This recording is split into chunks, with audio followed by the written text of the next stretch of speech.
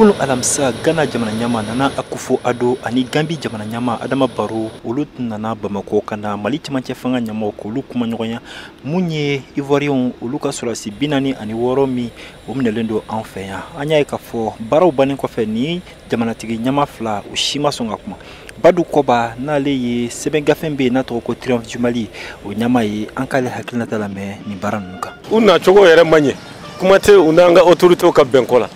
bonya bɛ bonya masegi bɛ ko kɛcogo de an ka autorités déçoit i m'a ye fɔra yɛrɛ mana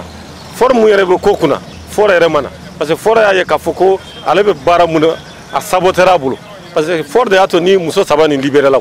fɔra ka ye fɔra de y'a kɛ donc n'u tun y'a to fɔra ma c'est ma sɔrɔ nin problème banna mais comme y'a kɛ ko wɛrɛ ye ka taa n'a ye Nations Unies na k'a essayer ka diɲɛ ɲɛjɔ Mali la Mali fana yirula k'a fɔ ko ale jamana mun ye ɲɛ tɛ jɔ ale la Jalo n'ale kɔlɔsilikɛla ye n'a bɛ jɛkulu fana la mun tɔgɔ ko nouveau type de malien maliden kura ale kɔni y'a yira k'a fɔ n'i y'a ye nin baara ninnu kɔni olu ma se ka sira sɔrɔ kosɛbɛ o de ye k'a fɔ u nana kuma min na a kɔnɔ ka dun nka i ka dɔn bɛɛ lajɛlen kan ka i bolo da i dusu kan b'a yira k'a fɔ a kɔnɔ ka dun kosɛbɛ donc a bɛ tali kɛ Mali ka sécurité ni Mali ka sûreté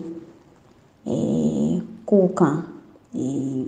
jamana ɲɛmɔgɔ yɛrɛ y'o kunnafoni di donc ka o ko namu k'a bila ka taa cogo sugu dɔ la n'o y'a sɔrɔ le fond est profond a ka gɛlɛn dɔɔni a bɛ tali kɛ an ka jamana yɛrɛ basigi de kan filanan bɛ tali kɛ min kan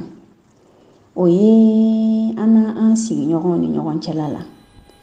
nin ko bɛ position min na bɛɛ ye Ivoirien ninnu Côte d'Ivoire ka ŋaniya ni a ka kɛwalew ye ka se Mali ma donc ko dɔw kɔni o dara kɛnɛ kan mais u b'a fɔ cogo min na san b'a joti kɛlɛ la a dɔw a tɛ wɛrɛ cɛ kun bɔ donc mɔgɔ ni sigiɲɔgɔn ni ɲɔgɔn cɛ kɛlɛ fan bɛɛ fɛ tension fan bɛɛ fɛ a bɛ na ni ko dɔw gɛlɛyali ye Mama Bisan ale kɔni ka yeta la an bɛ yɔrɔ min na ko sisan maliden caman o de bɛ Côte d'Ivoire dugukolo kan hali ni Ivoiriens fana dɔw bɛ Mali kɔnɔ a ka kan ɲɛmaaw u ka jateminɛ kɛ o yɔrɔ la donc ani n'u sera ka n'u ye ani Côte d'Ivoire fana frontière datugu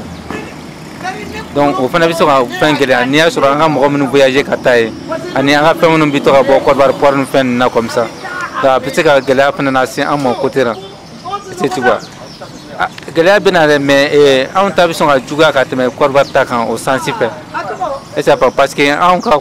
fɛnw bɛ bɔ port anw fɛ yan port min b'olu fɛ yen tu vois donc et puis an ka mɔgɔ minnu bɛ yen o ka ca ni Ivoirien bɛ yan quoi est-ce que donc o bɛ se ka fɛn gɛlɛya quoi. Ni jamana ɲama fila kɔni talen kɔfɛ mun ye Sierra Leone fana jamana ɲama ye ale kɔni ale nalen don Mali kɔnɔ bidonya in fana la Mohamed Daɲoko VOA tɔgɔ la ka bɔ Bamako.